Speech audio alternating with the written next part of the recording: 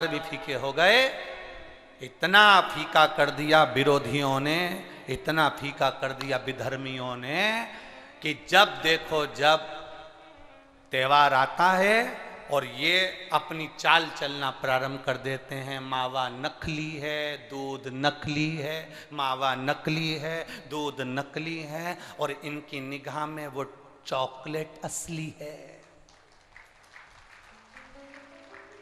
घर के पकवान नकली, घर का भोजन नकली, भारत की भूमि पर बनने वाला पकवान गुलाब जामुन, इमरती, भजिया, पकोड़ा, खोपरा पाक, अपने घर में बनने वाला गुजिया, पपड़िया, सब नकली है।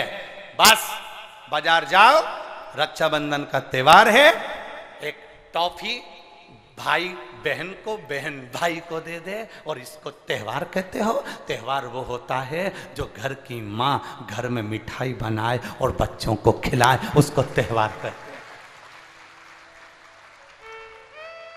फीका कर दिया त्योहारों को। जो भी त्योहार आते हैं या तो 2 हो जाएंगे, 3 हो जाएंगे, या फिर इतने छोटे हो जाएंगे कि उसमें आप विचार करते रहोगे कि मैं कल मनाऊं कि परसों मनाऊं। बस इसी विचार में पड़ते रहेंगे। और हमारा सनातन धर्म का जो हमारा एक आनंद है, हमारे जीवन का जो सुख है, त्योहार का जो उत्साह है, त्योहार का, जन्माष्टमी आती थी पहले लोग ऐसी जन्माष्टमी मनाते थे, रामनवमी आती थी पहले रामनवमी मनाते थे, रक्षाबंधन आता था पहले रक्षाबंधन खुशियों से मनाते थे, जब होली आती थी होली खुशियों से मनाते थे, दिवाली आती थी दिवाली खुशियों से मनाते थे, संक्रांति आती थी संक्रांति खुशियों से मनाते थे। जितने त्योहार आते थे एक आता था और उसमें उत्साह, उमंगता, आनंदता होती थी। आज के जमाने में इतना इतना बांट दिया, इतना इतना बांट दिया कि त्योहार को भी 2-4 कर दिए तो लोग विचार में पड़े रहते हैं। अब करें तो करें क्या, अब विचार करें तो करें क्या।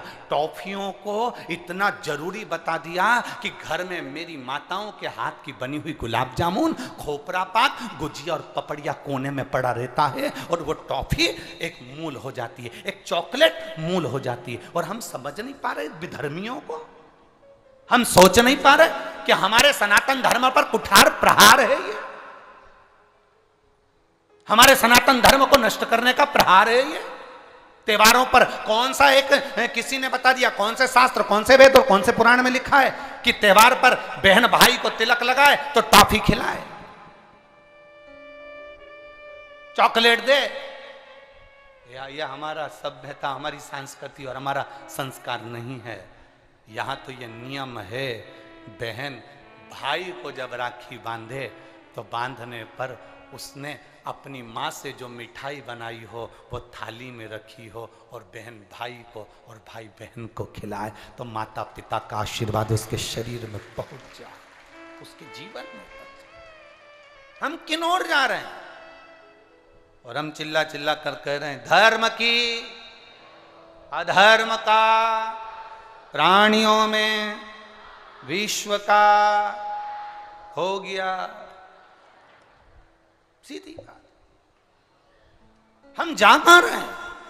हम किस पथ की ओर, हम किस मार्ग की ओर जा रहे हैं?